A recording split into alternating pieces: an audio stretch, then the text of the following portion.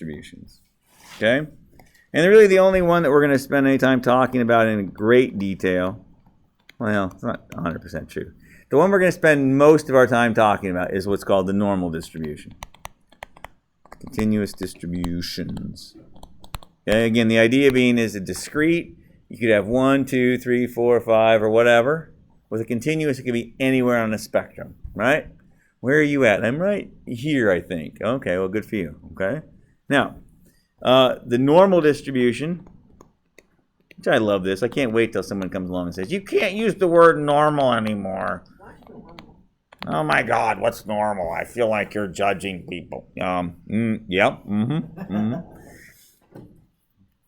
This girl a couple years ago, she's like, well, I was telling my story like I always tell about the prom and then the counting and stuff, you know, and she's like, and I said, this is one girl, and anyway, she said something about her prom date or whatever, and I'm like, this one girl, and I said something about how the reason I said no to her, and then, or why I would not, and she's like, are you judging her? Yeah, just so we're clear. Yeah, exactly why I was judging her. Well, Mr. Groom, I feel like that's bad. I'm like, I don't care. So the normal distribution goes from negative infinity to positive infinity. Now, at some point, there's nothing out there. Okay? Clearly, these head towards 0. Now, if you've had any calculus at all, the area under this curve, which is an integral, if you don't know what an integral is, don't panic. Don't freak out too bad. Or if you've seen it, but it freaks you out because you hated calculus, which I'm sorry if you did, because calculus is fun. The integral of this normal PDF function, if you integrate from negative infinity to infinity, is 1. Okay? That's this fact. Okay? In fact, that'll be true for any continuous distribution. The only difference would be if it's not normal, it'd be some other kind of a function. But you would integrate it from negative infinity to positive infinity, the answer would be 1. Or in other words, what? 100%. Okay? That's it. That's every possible thing can be in there. Okay? Now, a couple things come to my mind. If we're talking about heights of women, what's the probability that a person is exactly 64 inches tall? Exactly 64 inches tall. Well, I know math teacher. Oh, wait, yeah, I am. What's the probability, if I integrate this function, f of x, let's say, dx, and what's the probability I integrate from 64 to 64? What's the area? 0. That's right. Because for to have area, you'd have to have width, yes? So there's two ways to remember that. If you're a calculus person, you remember that if you integrate from a to a, that the answer is 0. Okay? That's one way to do it. For the non-calculus people, or the people who took calculus and been like, it kind of sucked and I hated it, whatever. The better way of thinking about it is this. If I gave you a good ruler, and then a better ruler, and then an atomic ruler, nobody's really 5'3", are they? Right? There's really nobody on the planet who's 5'3", because with a better ruler, I will say that you're 5'2", point yada yada yada yada yada yada yada yada yada yada, and this person is 5'3", point yada yada. In other words, there's a zillion possible combinations. There's actually a million. Back up. There's actually an infinite number of them. And 1 divided by infinity is what? Basically. What is 1 divided by infinity, if you want to think of it that way? 0. Think about that. One person, if you had one pizza and you invited all of Portland over to have some, how much would they get? Nothing. And then, but Portland's not even a big city, so you invite like the entire world over, all 7.2 billion or whatever it is today, and literally nobody gets anything. You're splitting atoms, and it's a nuclear war, and it's horrible. Whatever. Anyway, so nobody gets anything. So the idea of 1 divided by infinity is 0, yes? So therefore, the probability of any one value is straight up 0. So regardless of whether you want to think of it that way, which I think makes intuitive sense, or whether you want to think of it from a calculus standpoint, makes no sense. No difference to me. It works the same either way. Now, good news, you do not have to integrate. It's great news, okay? So you will not be doing that. Now, I'm going to show you this just because I feel like if I don't, I feel like I'm a bad teacher. This is the equation for a normal distribution. Come on, Jay, you can do it. Yeah. No, that's not right. There's a square there somewhere. Yeah, that's right. Yeah, that's right. Go ahead, quickly. Let's integrate this thing, really, shall we? No, we can't. Why not? Because in reality, this is an e to the x squared function. That function does not have an integral in closed form. It does not have an antiderivative. Okay, it's not possible to integrate it. That's the good news. Okay, now in Calc 2, that was not good news. In Calc 2, you're like, oh my God, now what do I do? Well, you use numerical solutions. Okay? And so in Calc 2, maybe you learned about the right-hand rule and the right-hand sum, the left sum, midpoint sum, Simpson's rule, something that's trickling off in your memory banks probably at some point. And if you don't remember, that's totally fine. But the idea here is the calculator, the computer is going to be able to find inner areas for us. Okay? So what's going to happen is this. In our calculators, in our computers, we're going to use what's called the normal CDF only. All right? You're never going to use the PDF function. There is a normal PDF in your calculator. It's only meant for graphing purposes. Okay? You're going to talk about the normal CDF, and this is a big deal. You're going to be integrating, and you're always going to start on this side over here because remember, a normal, any kind of CDF is the probability that x is less than or equal to some value, yes? So you're going to basically be saying, hey, what's the probability that you're from here over to here, yes? And so you'd be typing in this upper bound because it's always going to start at this lower bound of negative infinity and it's going to add up all the way until this value you told it to get. But what if I wanted this area? Then you're going to subtract from 100%. Okay? Just like we did before. What if I wanted the area between here and here? Well, I'm going to find the area from here all the way down. I'm going to find the area from here all the way down, doing two separate CDFs, and then subtract them. By the way, just exactly like you do in calculus, right? In calculus, you all had Calc 2, right? Yeah, more or less. You vaguely remember it? Sort of? Sort of? Let's just pretend for a minute that you do, right? If you don't, just nod your head and go, oh yeah, totally, sure. So back in the day, you take the antiderivative, yes? Oops, try again, stupid. You take the antiderivative, yes? And then here and here. And then you take f of b minus f of a, right? Well, f of b, for our purposes, would be the probability from here all the way down. F of a would be the probability from here all the way down. So the difference will be this piece in here. That's what I'm looking for. Okay? Now, technically speaking, whenever you just do the CDF, what it's going to do is it's going to go from negative infinity all the way up to b in this case, yes? Now, at negative infinity, how much has showed up at that point? Nothing. No, not much. It's nothing. At negative infinity, nothing has happened yet. Yes? That is the farthest that you can go to the left for you people. And nothing has happened yet. And as I start coming to the right, I'm picking up probabilities. I'm coming along, yes? And it's building and building and building, and then it peaks and it goes back down and basically goes to 0 on the far end over there. But it adds up to 100%, yes? So the idea here, this guy would just be, this is what we get the normal CDF for that b value, yes? That upper bound value, if you will. We're going to talk about how to put that in later on. For the lower value, of course, it'd be from negative infinity to a. Oh, now what? Look at that, you jinxed us, pal. As soon as you came in, the computer decided it was going to hate me.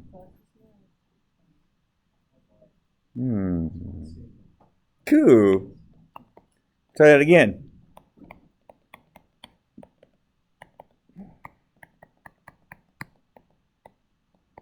And again, it's going to be f of a minus 0. Yeah? That's the idea. And then if I want the difference between them, I just take and subtract these two values, right? And find the difference between them if I want to do that. Couple things. Again, the hard part about this is, well, hard/easy part. This is Calc 2 to be hard. This thing does not exist. The antiderivative does not exist. You cannot find it. There's no such animal for e to the x squared. So, good news, bad news. So, I'm going to be using the CDF function to actually find that area. Okay, it's going to be doing it for me behind the scenes. Suffice it to say, it's just doing this integral for me behind the scenes in numeric values. Okay? Now, number one, that's number one. Number two, the normal distribution, 100% defined by distribution is defined by the mean and standard deviation. So what we will say is it's normal and mu sigma, like that. Okay, so if I tell you that it's normal, 200 pounds and 14 pounds, what we're saying is this distribution has a mean of 200, so right here, 200, and a standard deviation of 14, so 214, 228, 242, and well, I don't know, like 186, 172, 158, I guess, right? Hey, that looks very similar to the empirical rule we did before, yes? Because it is very similar. The difference is before, we only use these whole values for number of standard deviations above and below the mean, right? So, but today, the fun begins because then we can be any value between the mean, anywhere from here to there to here to there to anywhere. Okay? You may recall, and let's just remind ourselves of this, in here, how much probability is in here? Between 1 and negative 1? Standard deviations? How much probability? Percentage-wise. The empirical rule. 68%. Beautiful. That's right. Within 1 deviation of the mean. That's right. Within 2 deviations, how much? 95. And within 3, 99.7. Yes? Sweet. Where did they get those numbers from, Jay? I'm here to help you. Let's figure it out, shall we? Now, what's that? That's what I'm saying. So what they're saying is this. They're saying that from here down is how much? From here down is how much? Well, I don't know, but I do know that from here, this is 34% right here, yes? Right? So then it would be 16% from here on down, yes? Because that's halfway, right? How far is it from here down? Well, I don't know. It's 50 to the middle, yes? Plus 34 more? It'd be 84% from here all the way down, yes? So 84 minus 16 is 68. That's exactly how that comes about. Okay? And we'll do that on the computer in just a minute. It's going to be a good time. All right. Now, there's just one more small thing, then we'll take a break, and then we'll spend the rest of the 2 hours-ish discussing the rest of this and doing examples. It's going to be awesome. All right. So you recall we did z-scores before, yes? What did z-scores tell us?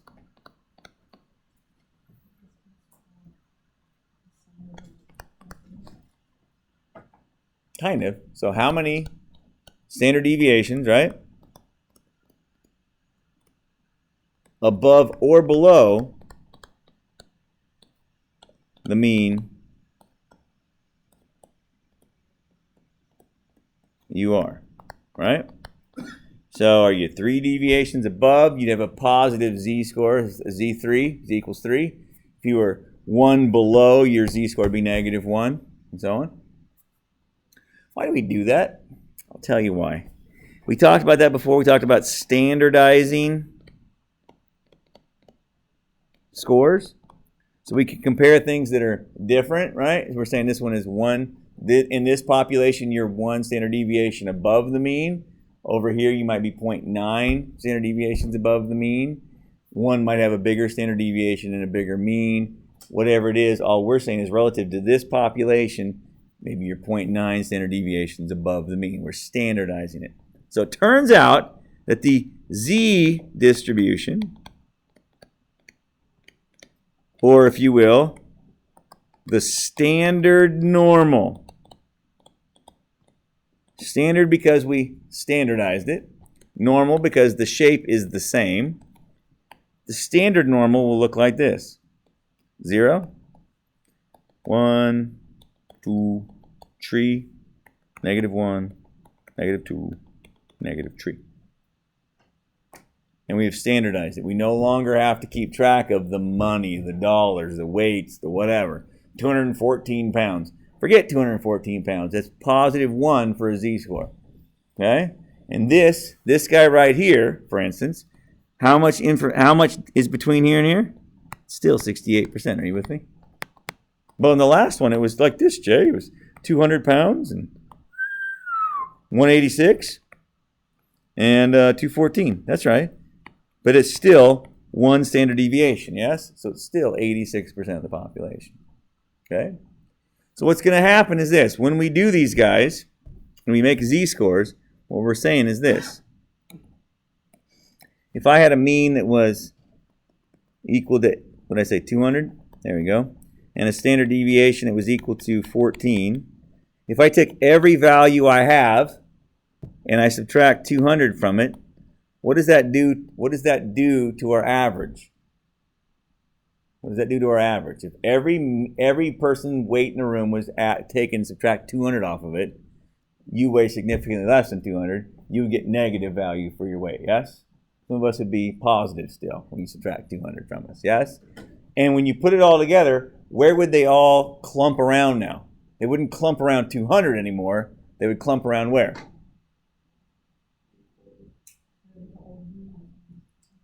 Well, the old mean was 200. They'd clump around 0. That's right.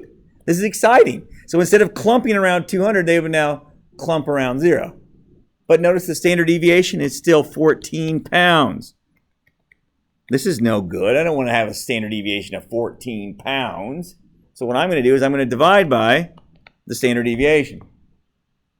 So instead of being this, now it's going to be clumped around 0 with a standard deviation of 1.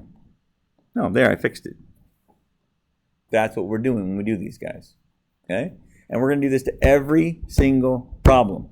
Now, engineers / IT / programmers, you are the worst students for this particular thing.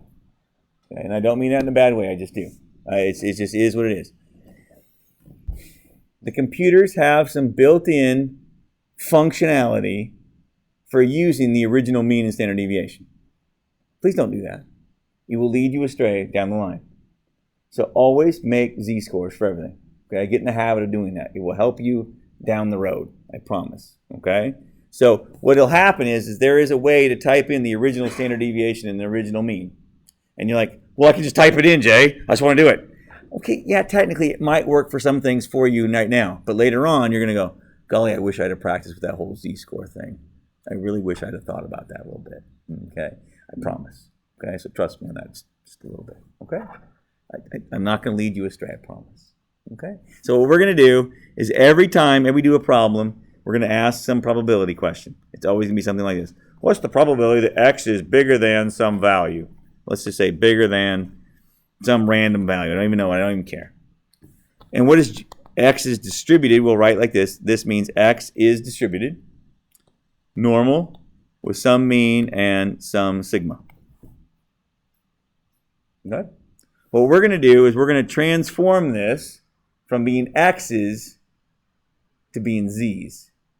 So we're going to rewrite this as the probability that z is bigger than some big z value. Okay? I'll explain what I mean by that later on. And what we're going to say is that z is always distributed this way. We're going to use this stuff here because it's easier to deal with. Now, in the old days, we did it because in the back of the book, you could give you a normal distribution table. And you could look it up. By the way, it's unfortunate. In the 21st century, there are people who I know that teach statistics. And if you look in your... Oh, I didn't bring my freaking book tonight. In the middle of your book and in the back of your book, there's the normal distribution tables.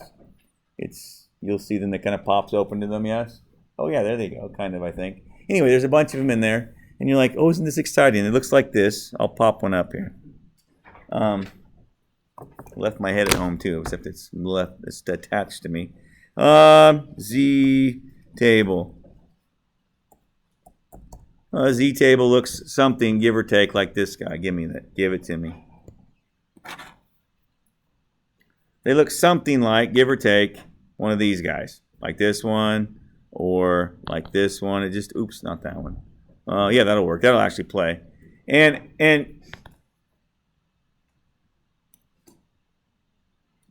no, I don't need to have to do it for dummies. Give it to me. Oh, yeah, well, that'll work, actually. View image. View image? I don't care. No. All right, well, I was trying to show you the picture. If I could just find a dang picture, I'd be pretty happy. There it is. Cool. Nice. Here's one. Nice. So back in the old days, you'd kind of play Battleship with this deal. I need negative 1.27, bloop, and you'd read it off the graph, and you're like, that's what the probability would be. You did this because you could not do every single possible thing. The computer can do it now, but it's still, this is a very helpful thing. Not this chart, but the idea of using z-scores is very helpful later on for other things, okay? So once you get the hang of it, it makes yourself a lot easier, I promise, okay? Notice that it goes all the way over to 100% on this guy. If you look up here, it actually goes up to 99.99999 or whatever, right, percent. At the far end down here, 0.00003. In essence, there's nobody down there, okay? And we'll be dealing with some data like this going forward. All right, let's take a quick break, and we'll get back at it in a minute. It's going to be a good time. We'll pause this. So, oh, that's weird. All right, so suppose you have suppose X is distributed this way. And again, it could be weights. I'm going to go with weights just for fun. But again, they're just distributed this way. I did hit record, I think. Yep, it's going. All right. Nice. It's hard to say. So what is the probability that you take a randomly selected person, okay, just take a name out of a hat. What's the probability that this person weighs less than 192 pounds? Okay? It's all in pounds, of course. Pounds. Okay? And how am I going to do this problem? Well, the first answer is I don't know. Okay? But I will say this. I'm going to convert this statement from a probability about X to a probability about Z.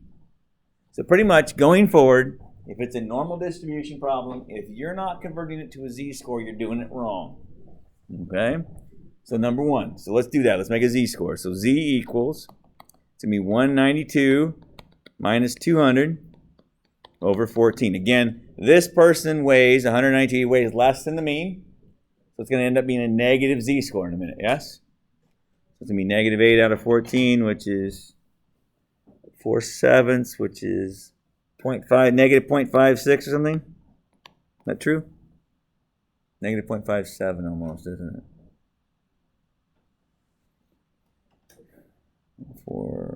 Am I right? 1.4. About 0.57, isn't it? Yeah. Nice.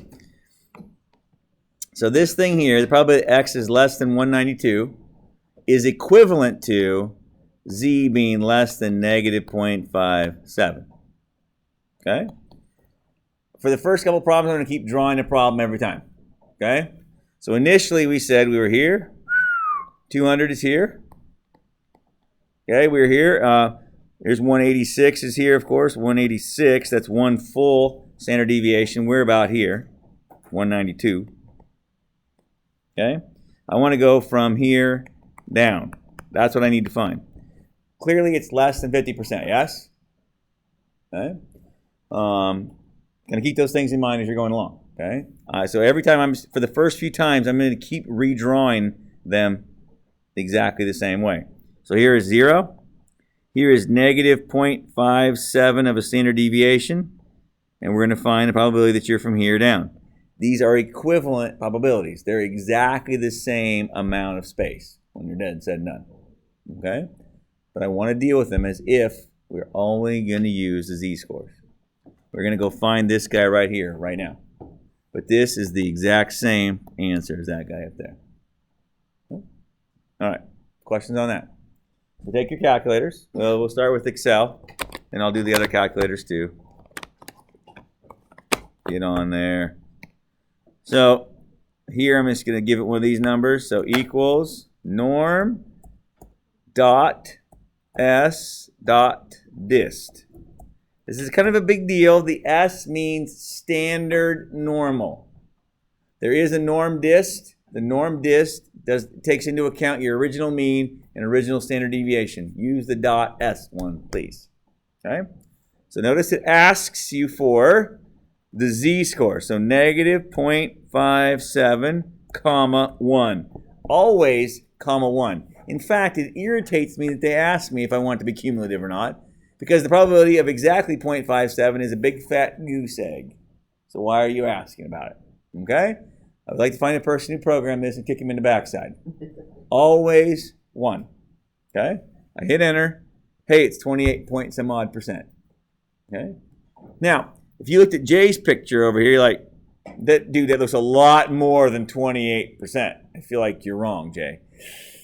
Yes, pictures can be deceiving, yes? So this is why, as we start these things, I kind of like to look at some real pictures that are evenly balanced appropriately. So if I look at GeoGebra that I showed you last time, oh crap, just a minute. GeoGebra, I forgot they changed where they're hiding that. Probability, there you go. It looks like this fella. And again, I think it's just nice from the standpoint of just for visualization purposes. So look, normal 0, 1, that's awesome. I want, notice that it says, when I click on this fella, it says less than or equal to this amount here, yes? This is where I'm going to put in the negative 0.57.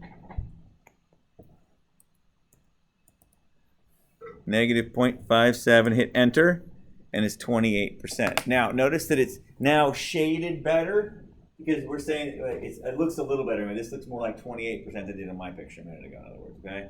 So don't get hung up on that, like, oh, I think you screwed it up, Jay. I don't know. They're sketches for me. But this is a little better way of thinking about it from that standpoint. Kind of makes sense, because we already said what happens if this was negative 1. From negative 1 that way would be 16%, yes? So we're somewhere fairly close to that. So, 28%, I'd buy that. So here's the question. The question was, to us, stated, what's the probability that a randomly selected person weighs less than 192 pounds? There's a 28% chance of that happening. They are equivalent things. So you could ask, what's the probability? Or you could ask this question, which is more likely to be asked of you. What percent of men in this population weigh less than 192 pounds? 28% of them do. Because remember, percentage, proportion, probability, potato, vodka. Okay? It's just totally up to you what you're thinking about in that case. Rarely does the average person think in terms of probability. A lot of times they'll think about what percent does this, what percent does that. And then they'll screw it up too, by the way. One of my best friends I teach with does not teach math, cannot do percentages to save his life. Literally cannot do a percentage to save his life. Every couple of years he'd come down to me and go, so I have like 1,000 points, Jay, so far, and I want to make the final worth 10% of the grade. I'm like, cool. He's like, so I want to make it 100 points, right? I'm like, well, no, because then it'd be 9% of the grade. What do you mean? I'm like, well, now you'd have 1,100 points. He's like, well, yeah. And like 100 out of 1,100 is 9%. He's like, are you sure? Yeah.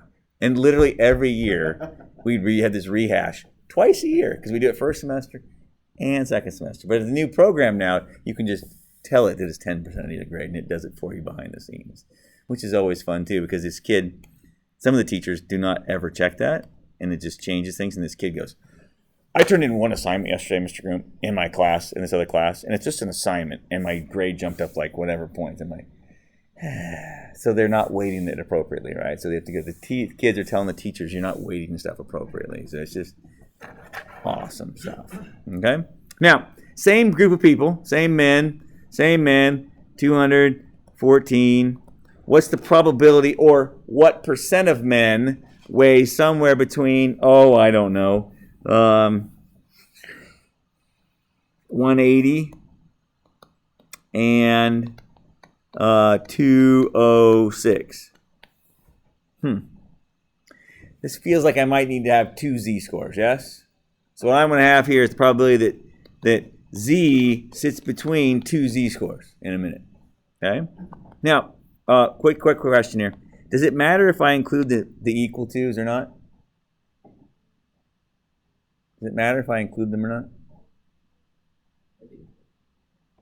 A normal person would. A normal person would think that. And normally you'd be right if it was a discrete distribution, yes? But because it's continuous, the probability that it equals 180 is 0. So whether you include it or don't include it doesn't make any difference, right? Because it's continuous. Okay, so don't be weirded out by that. So let's make two z-scores. So 180 minus 200 over 14 is negative 20 over 14, which is negative 1.83, I think. 1.87. 1.86? Did I suck at math? Oh, I was thinking divide by 7, not divide by 14. Gotcha. Negative 1.42. Yeah, I'll buy that. Sorry, I think I was dividing by 7.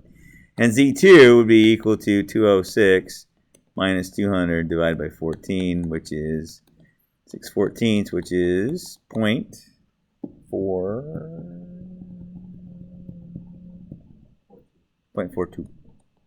Nice. So this statement here is equivalent to this statement here. Okay? So in Excel, this is how this would get done. We would do the following. We say equals norm.s.dist. And oh, by the way, something that some people like to do, and it's totally up to you how you do it. I'm going to do equals. I'm just going to show you this. This is totally up to you if you want to do it this way.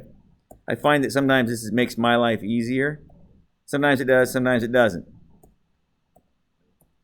If I'm doing a whole bunch of these,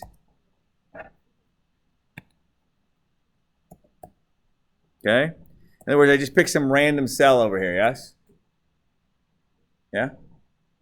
And then I could put something in that cell. So initially, I could put in negative, what was the first one? Negative 1.42. So 0.077. Okay? And then here's another fun trick. If you're doing a bunch of these guys, you could just copy that down and then put in 0.42 here. What? So in other words, the idea is that you just kind of keep dragging that thing along, makes your life easier. Sometimes it does, sometimes it doesn't. That's why I like Excel, because I can set up however I want to do it. Okay? So I could have a whole column where here's my different z-scores I'm typing in, and the next column over will be the probabilities. So my answer is going to be the difference of these two guys. So 0.66 minus 0.077, I'm going to get 58%. So again, over here, what that picture looks like is this. Just shut up on me there. That's a disturbing picture, sorry. It's like a tsunami wave or something. All right, here's 200. 206 is going to be right in here somewhere. And 180 is going to be down in here somewhere, yeah? So I don't know what percent is in here. That's what I'm looking for, yes? Which is equivalent to this guy, which is 0, negative 1.42, and 0.42. These areas are the same. Okay? The difference being is this one's going to go a little higher. That's where the rest of the area is going to come from because you've squished it down. Okay? But don't worry about my pictures per se. Just let's look at that. So what we're saying here is this. If you looked on that spreadsheet, from here down was like 66%, yes? That's what this top one said, right? And then the other one, oh, fart. The other one said 7.7%, and that's from here down is 7.7%. So if you want the difference, just subtract the two things, yes? So we said the answer should be 58%. In other words, 58% of all the men in this group will weigh somewhere between, we say, 180 and 206.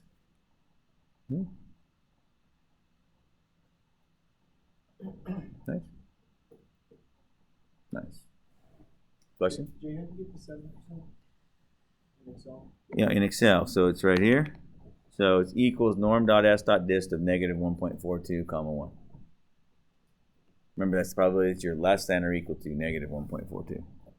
There's only 7% of the population or less than that.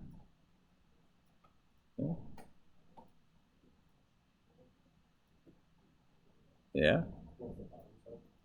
Bottom cell is the difference between those two. So 66% minus 7%. Okay, so what we're saying is right here. On the picture, from here down is 66%, yes? From here down is 7%, right? The difference is 58%. or whatever I said, 59, whatever. That doesn't sound right. 50. Yeah, I guess it's 58. That's what the computer said. I'll believe it. This is beautiful. Oh my gosh, this is beautiful. This is beautiful. Right here. This right here. This is the probability that x that okay, I'm going to write two ways. I'm going to say the probability that x is less than 206, which is the same as the probability that z is less than, or I quit putting equals there, stupid. Go away. Just a minute. I'll finish writing this and then we'll go over it. That x is less than 0.42. There's a 66% chance that's less than that. Okay? This guy up here is the probability that x is less than, what did I say, 180? Which again is equivalent to the probability that z is less than negative 1.42. 7% chance of that. So between them is the difference. Huh? And it's just doing numerical, all it's doing is numerical approximations for integrals. On your TI-89s, the TI-89 is pretty cool for this because on the 89, if you do CDF, it'll ask for a lower bound and an upper bound. Okay? So if you're using your calculators, this is kind of a big deal. So if you're using the TI-89, it'll ask for the mean and the standard deviation. 0, 1. Leave those alone, okay? So make sure you're doing z-scores in this case, okay? And then it'll ask for a lower bound. So you would put in your case, 1.42 negative, and an upper bound, 0.42. Okay? You could do that one in one fell swoop if you're on your TI-89. Okay, and you still should get 0.58, yes? Negative 1.42. And then upper bound, 0.42.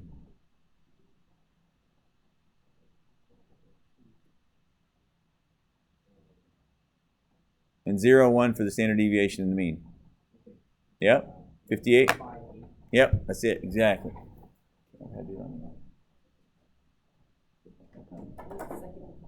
Yeah, that part's easy. That part's easy. I just can't remember what I'm supposed to type in.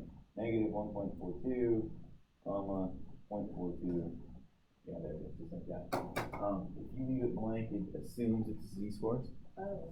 Okay? But if you did comma, 200, comma, 14, would screw this answer up. You could put it in, but that's what I like about that one because the default is normal, standard normal. Awesome. Questions, comments, concerns? Yeah. All right. Let's do this. Let's ask the great googly moogly. Normal distribution. I saw this the other day somewhere of IQs. Nice. Nice. Here we go. Cool. Cool. Nice. And it says something like this. Most IQs within 15 points of a median score of 100. That's great. That's great. Whatever. Oh, this isn't the one I wanted. What is an average IQ score? Hang on. Let's back up. I saw the one the other day where it actually told me the normal. Does IQ follow the normal? Yes, it does. Yes. What? Come on. Where is it at, Jay? Okay, let me just type it in differently. Mean, standard deviation, IQ, US.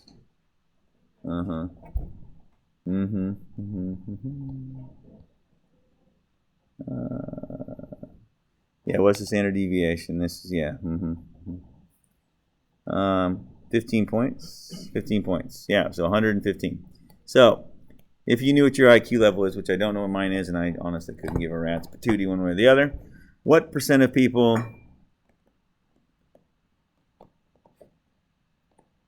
have IQs less than 120? I don't know. So it turns out that IQs are distributed normally, a mean of 100, standard deviation of about 15. Okay? And so 120, well, what we're saying is this. If you're drawing a picture out, here's 100. Here's 115, that's one standard deviation. So 120 is just a skosh beyond that. And so I'm looking for all this area. It better be more than 50% when I'm done. In fact, if you're coming from here all the way down, it should be 84%. So it's going to be a little bit more than that. Okay? So let's think about that. So our z-score is going to be equal to 120 minus 100. So clearly that's more than one standard deviation. It comes out to be like 1.33333, I think.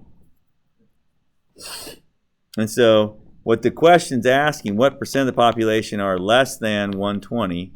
That's equivalent to saying z is less than 1.33. Okay? They're equivalent statements.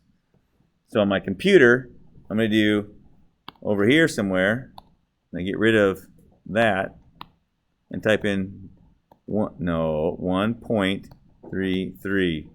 Oh, I like my surface. Nice. And so if you look at it, that came out to be 91% roughly of the population has an IQ less than 120. Okay? And so it's kind of an interesting deal, I guess. So 0.908. That's it. They are equivalent answers. Okay? On that problem, it's just straight less than, straight greater than, whatever. You just have to do one answer and you're finished. Okay? Clearly that means that 0.092 of the population are what?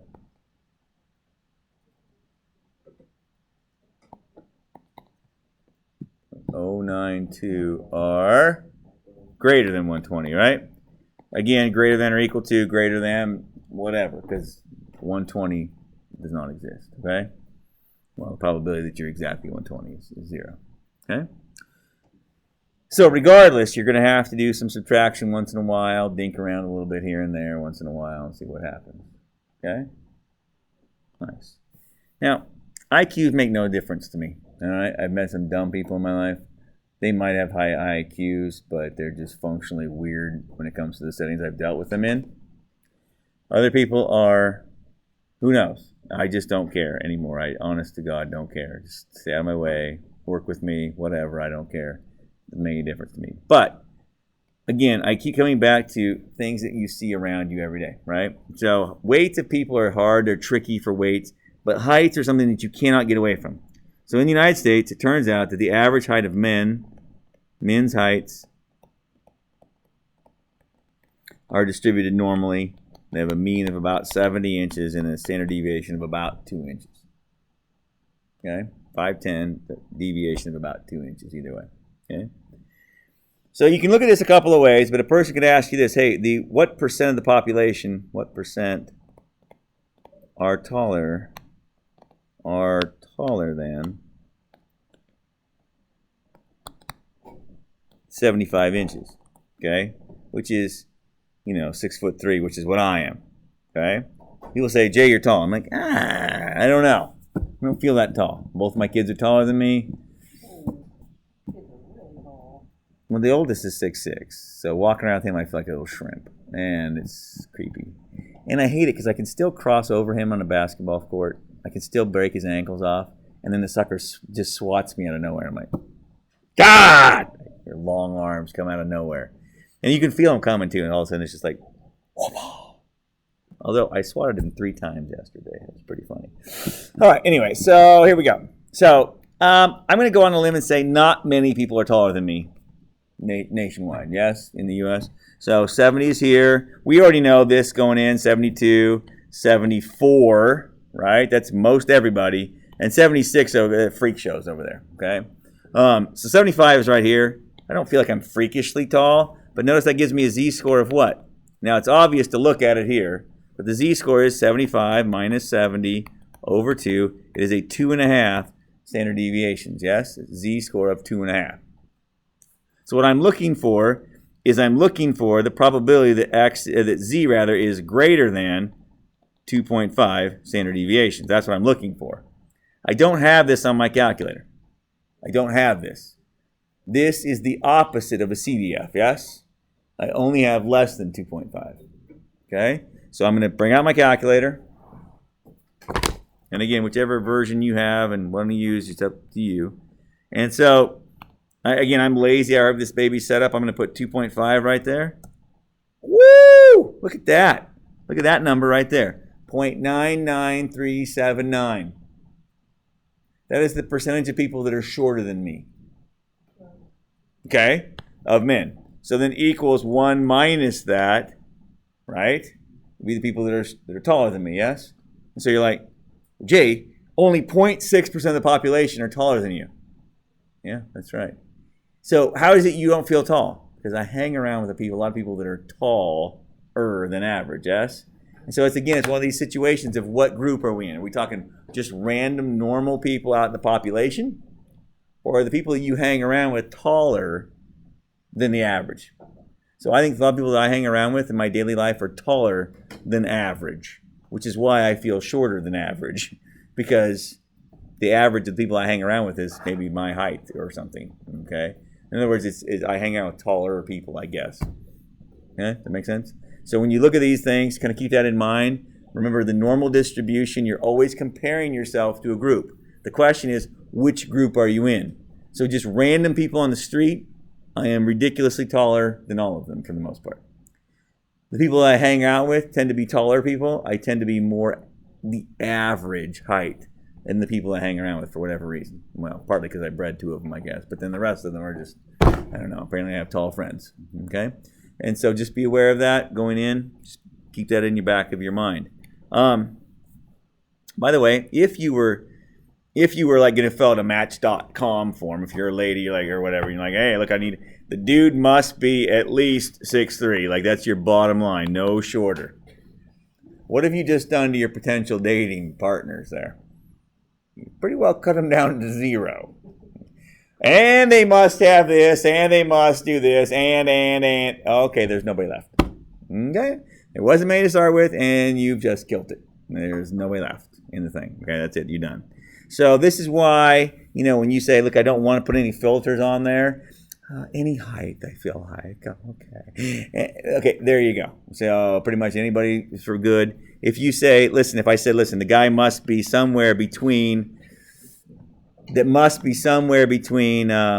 say 5'4", which would be 64 inches, and 74 inches.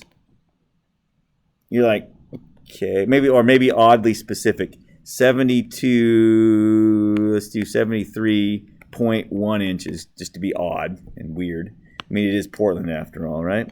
Cool. Have you really restricted things much? I don't think so. Let's just look at this. So, here's 72 inches, right smack dab in the middle. Here's 70. Yeah, pretty much everybody is right. 68, 66. Now, 64 is freakishly short for a dude. Freakishly short. That's really, really, really, really, really, really short. Have you really cut off anybody on the lower end? Not really. There's like 3 people down there somewhere, maybe somewhere in the U.S., but there's not very many of them over there. So you've not hurt yourself on that end. On this end, you're at 74 inches right here. So you're right here. This is interesting because if I make my z-scores, 64 minus 70 divided by 2 is negative, no, that's not right. I said 64? Did I not minus good? No, it's because it's supposed to be 72, you idiot. There you go. Negative 4 deviations, yes? Yeah, negative 4 deviation. And on the other end, for your Z2, you will see that it is 74 minus 72 over 2. Oh, it's supposed to be 73.1. That is 74, but my value is 73.1. 73.1. So 73.1 is going to give me 1.1 divided by 2. Was that 0.55? I feel like that's right. All right, good. Now, let's do this on our calculator. If you go into your calculator, and I'm just going to use this the way I have it set up here. I'm going to type in negative 4 right here. Maybe I am. Give it to me. Come on. Oh. This thing doesn't snap in like it used to. There you go. Negative 4. Oops. Oh! Look how many people, look at them, how many people are shorter than 5'4"? How many dudes? 0.000003. That's the probability that you're shorter than 5'4". So it's not going to happen. You literally cut nobody off, right? There's nobody down there. Interesting. Now, watch what happens. If you keep going down there just for fun, what if you went 6 deviations? It's still basically 0, yes? It's still basically 0. It doesn't change much at all. So I'm going to put this back to negative 4 just for fun. I'm going to point something out about that in a minute. And this is going to be what? 0.55? Nice. Notice that these two numbers here are for all intents and purposes the same, yes? Right? Because there's nobody less than this fella, really, right? There's really nobody less than this guy. So you're saying if I go from -4 all the way to -infinity, I've basically got nobody. That's right. That's right.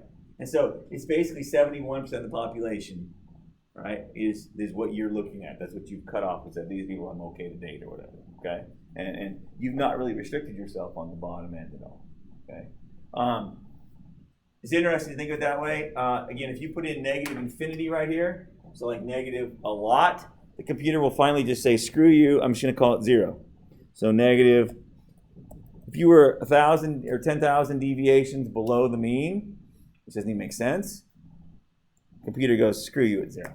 Okay? What's that?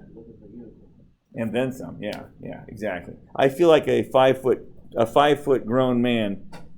Like if you're like 5 foot grown man, that'd be like what, 6 standard deviations below? No, 5 standard deviations below the mean. That's a unicorn, then some. Okay, so it's kind of interesting to think of it that way. Kind of see where you stand out. Okay, something else to think about is this: if you were, and again, ladies, you can play with this one if you like.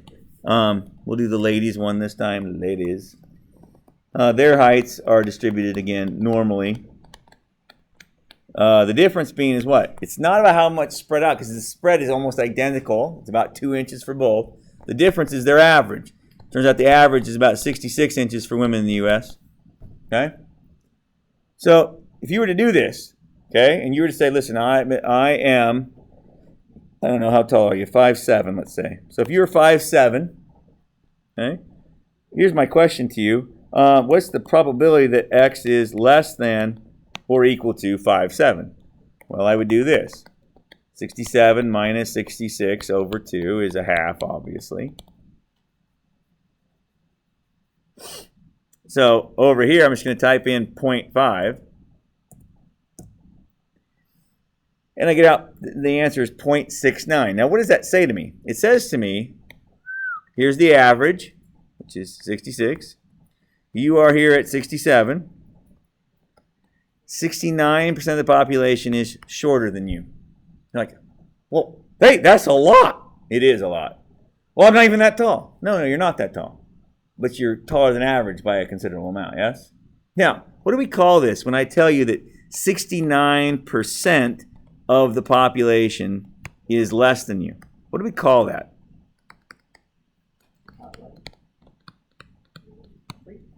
No, well, you have a weird definition of freak, lady. I feel like...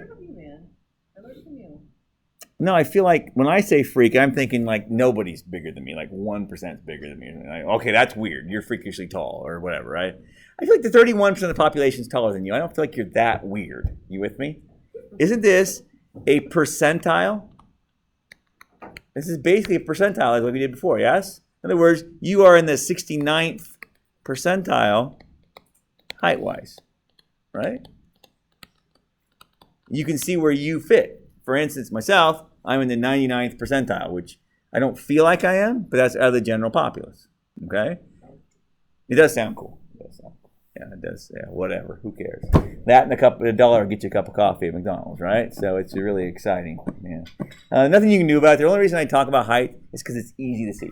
Yes, it's easy to see. Like, if that person is such and such tall, oh my God, that's amazing. Yes, it is. That's weird. That's freakishly tall. If I say I want to date someone between here and here, that's kind of weird, Jay. Yeah, you're right. Exactly right. That'd be kind of a strange deal. Oh, by the way, check this out. If a person were to go on Match.com, and again, women's heights, let's just say 66 and 2, if you will, and the person has a weird taste in women's heights. I mean, for instance, like, this is what he's saying. He's like, oh, okay, 66, whatever. 64, we know this kind of thing laid out like this, 60, whatever. And 68, 70, and 72. Listen, the guy says, listen, I'll date women between 5'11 and 6 foot. That's kind of oddly specific. 5'11 and 6 foot. And I would date women between 61 inches tall and 63 inches tall. Why? I don't know. Makes a good math problem. That's why. Okay. Now, how do we go about doing this? Obviously, this becomes a problem where you deal with it in 4 pieces. Yes? So you deal with this piece in here. You deal with this piece out here. Suffice it to say, the guy put himself in a bit of a corner. Yes? There's not a lot of people that meet this particular weird criteria. Okay. People always laugh at my problems, but then they have some weird things that they're into. So I don't know. This is just what I'm saying there. Okay. All right. Now, clearly in this situation, okay, on the lower end, what do we have over here? We had 63 inches. Well, 63 minus 66 divided by 2, negative 1.5. And then 61 minus 66 divided by 2 is negative, it's a 5, you moron, negative 2.5. So over here I would type in negative 1.5 and negative 2.5. And I would see there's about a 6% difference. I'm subtracting backwards, but 6% of the population, oops, come back here. This is 6% of the population are lying in here. Okay? On the other end of things, we know this is a z-score of 3 right here, yes? That makes this guy here a 2.5. So I can come in here and write in 2.5. I can put in 3. Nope, that's a 5, dummy. Nice. And so there's 0.486% of the people are over here. So that's exciting. 0.48, is it 0.48? 0.0486. There you go, dummy. So it's about, this is 0.06 and that's 0.04. I have about 10% of the population available to this person to go date, yes? Almost 11%. Woohoo! That seems weird. Okay, one shouldn't probably restrict oneself. Okay, nice.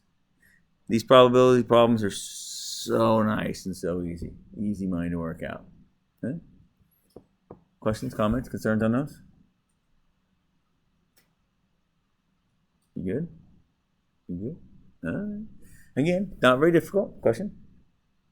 Good. Now, what I would do if it were me and I was at home and I'm doing some of these and I'm like, I get an answer, it doesn't seem right, doesn't feel right.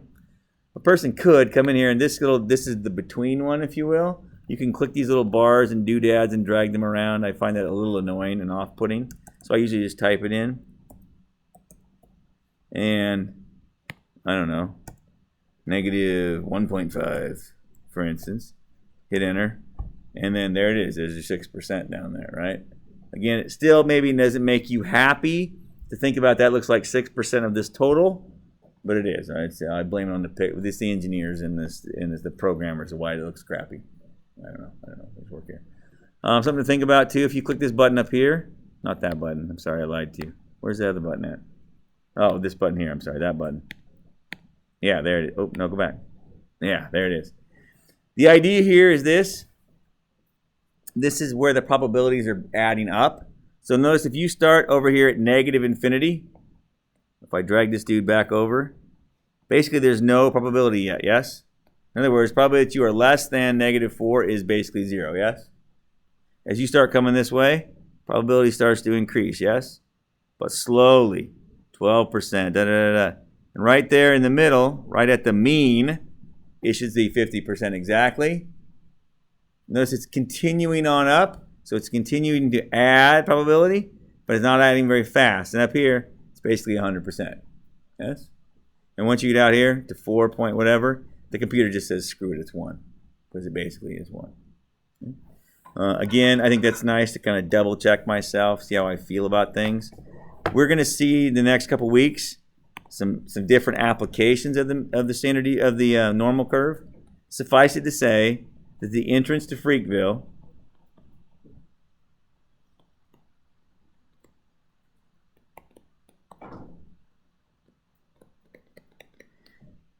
on both sides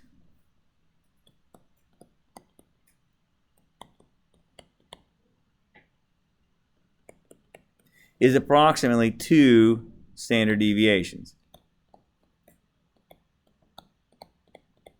Approximately. Okay? So this would be a z-score of positive 2. If you're taller than that, bigger than that, fatter, shorter, smarter, slower, faster, dumber, whatever it is, you're kind of freakish. And if you're on the negative 2 side, same thing. Okay? That's about where the freaks begin. Now we say about because it depends on how judgmental are you. Yeah. So sometimes we say, listen, I feel like I'm going to be really, really super judgy today. And I'm going to say, you're just a little weird, but I'm going to say you're really freaky. So what will happen in that case is we'll move the welcome to Freakville signs. They'll get moved in this way.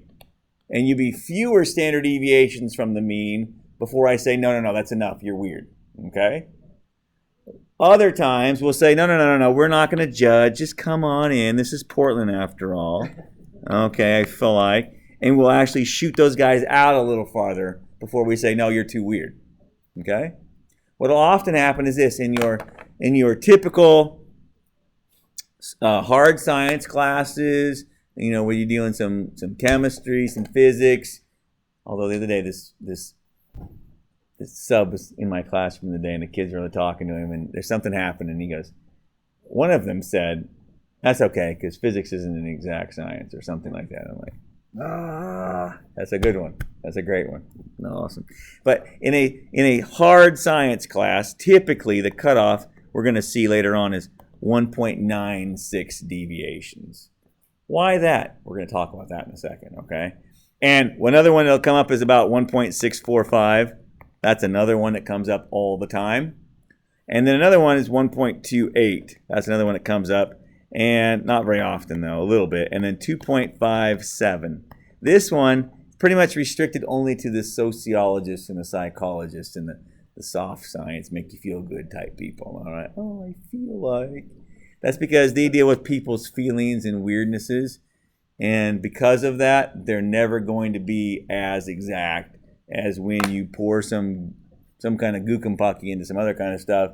Chemistry says this must happen every single time, yes? And so we can be very precise about those. So we're going to use the 1.65s, 1.645s, and the 1.96 a lot. The 2.57 is usually for things like psychology, okay? Because you have to be pretty weird to stand out, okay, in that situation a lot of times. Okay, so let's do this. I think this is the last one I'm going to talk about tonight, and then we're just going to get out of here and see what happens. Here is negative 1.645, and here's positive 1.645. What percent is in the middle here? How did I figure that out? Well, what I'm really asking is, what's the probability that z is between these guys, yes? Well, I don't know. Let's find out. So, get in there. Oh, there's one more thing I want to talk about, but just take a jiffy. 1.645 and negative 1.645. Oh, look at that! What percent? I subtracted backwards, ignore the negative. 90%. Right on the button. Right on the button. Does that make sense? So negative 1.645, I should do it the right order so you don't freak out. Negative 1.645 and positive 1.645. 90% almost on the button between negative 1.645 and positive 1.645. That is going to be a big deal later on. We're going to talk about this a ton later on. We're doing confidence intervals. We're doing some other things. We're going to be using the 1.645 values a ton later on. Okay? What about between negative 1.96 and positive 1.96? Well, if this one's 90, what do you think this one's going to be? Take a wild stab. I feel like I moved the goalpost out a little ways. So is the percentage going to go up or down? It's going to go up. Well, it doesn't have very far to go. So what if you were a betting man? What would you bet on it being? It was 90% before, and you move it out and it goes up. What would you think? 95%? Yeah, it turns out it is 95%. And here's how we know this. Oops. If you come back in here, negative 1.96, positive 1.96, 95%. Right on the button. Nice. Wait a minute. Didn't we learn by the empirical rule that 2 deviations was 95%? No, we said it was approximately 95%, yes? 2 is 2 plus or minus 2 is pretty close to plus or minus 1.96, yes? So approximately 95%. That's good. Now, there's one more. Let's talk about this 2.57, dude. If you're going to move the goalposts out to here, what percent do you think it would be? Take a wild step. What's that? 99.7, that's what I'm hearing. Ooh, that was dumb. No, that I erased it, I mean. Could be 99.7, could be. Any other ideas? Because I think 3 deviations was 99.7, yes? So 2.5 might not be 99.7, but it might be 99. Just 99. Just 99. Let's see what happens. Let's see what happens. Oh, did I already write the answer? Darn it. Negative 2.57 and positive 2.57. 98.9, so 99%. Mm-hmm. Yeah. And some books I think actually write it as negative 2.58. It's kind of in between the two of them. And if you do that, it's a little over, yes? It's in that ballpark. Okay. Nice. Okay, there's one last thing I want to talk about. It'll just take a second. I almost spaced off. That would really have irritated me if I got home and then realized I forgot to mention it. That would just really suck. All right. Turns out that the slowest, the lowest, the whatever, the lowest, let's just say the lowest 15% of math kids based on state test are going to get an extra math class, going to get more help or something. Okay, that's cool. On the state test, the average might be 2,800, and the standard deviation might be, what are you doing, stupid? Standard deviation might be 350. Cool. Where would the lowest 15% be? I mean, here we have right here 2,800, right? Okay. So it's somewhere over here, yes? I don't know where, right? I want to know this cutoff score, if you will, yes? Here's what we're going to do. We're going to make ourselves a z-score. Every time? Literally every time. Here's what's going to happen, though. We're going to find what z-score corresponds to 15%. You with me? Here's how we're going to do it. Now, on the computer here, you're going to go equals norm dot s dot inverse. Oops, that's not onverse, inverse. There you go. Q. And you're going to type in the probability that's in the lower tail. So in this case, 15%, yes? The probability that's less than, so 15%. Okay? Now be careful of that. What if I wanted the upper 5%? You wouldn't type in 5%, you type in 95% because it's the area to the left.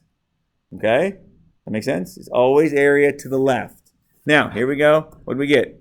We got a z-score of negative 1.03. Okay?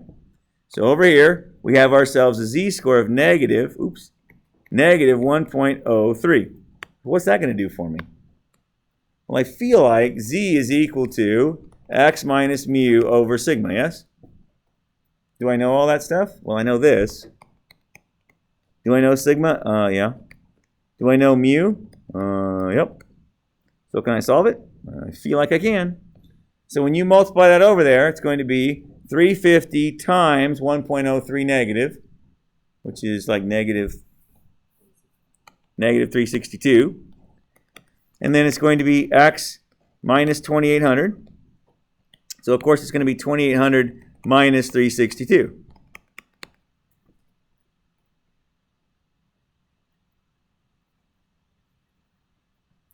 $24.38, right? Right? So if a kid scores less than 24.38, he's getting the extra special help. Okay? If he scores greater than that, he's fine. We don't care about him, I guess. Okay. That makes sense? It's a cutoff score kind of a situation. We do this all the time, okay? Cops might even do this, right?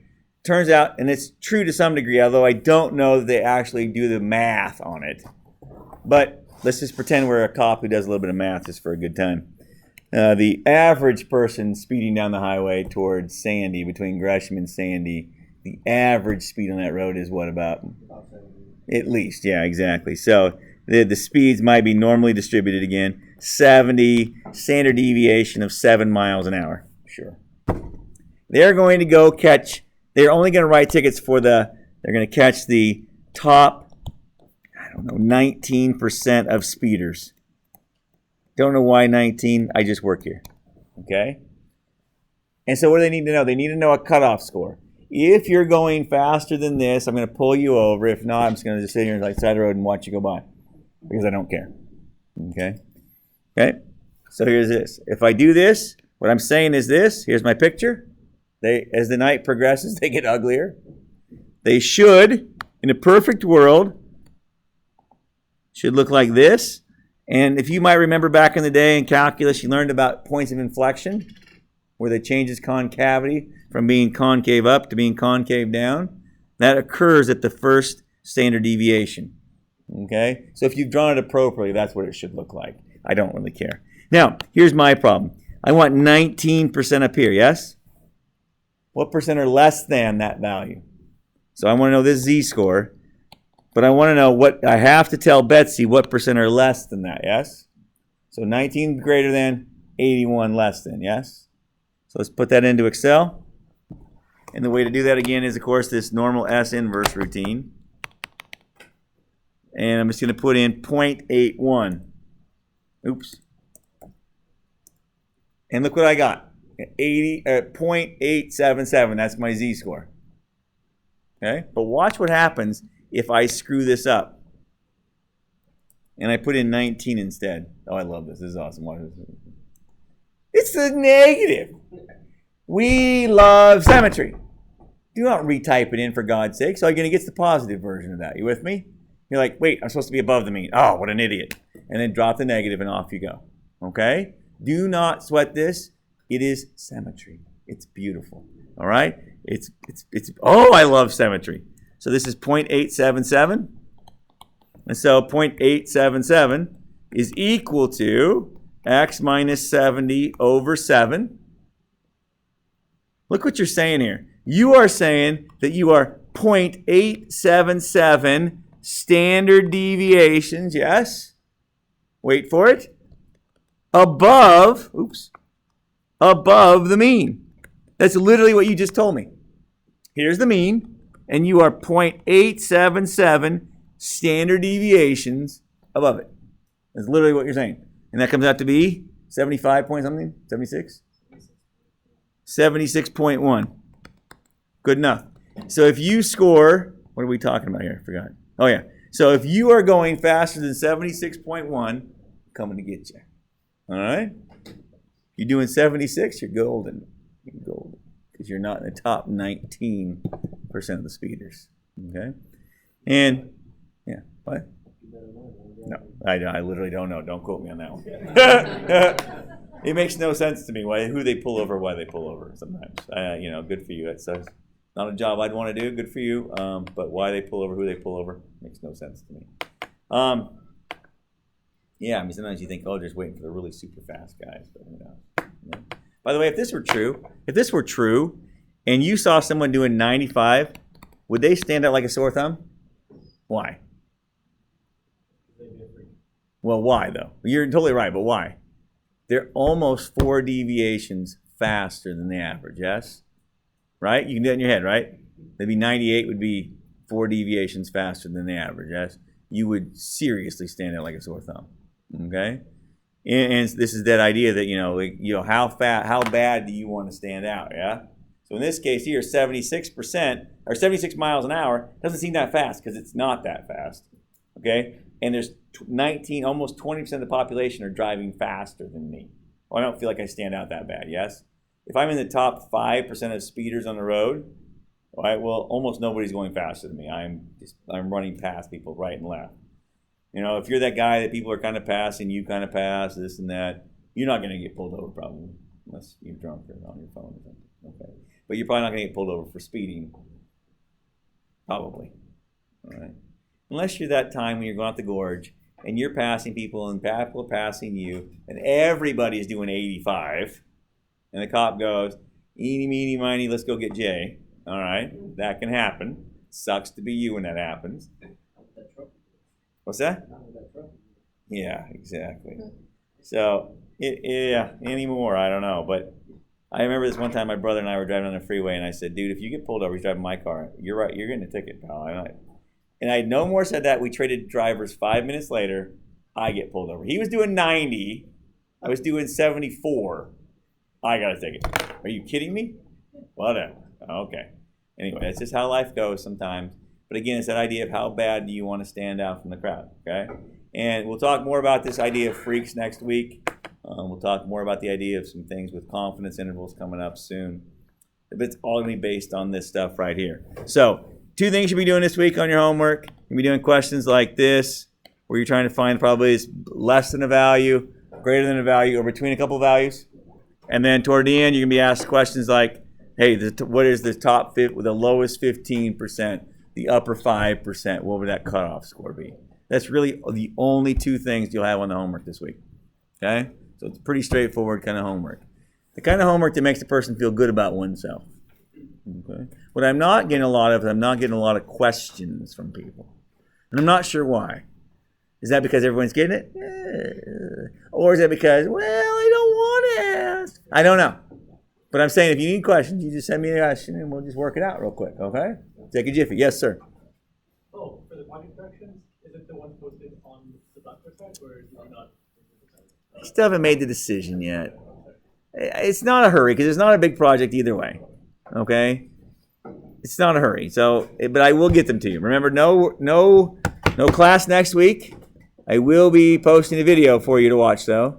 So be heads up to that, okay? So next week's week 8. Oh, Veterans Day, yes. Next week's week 8.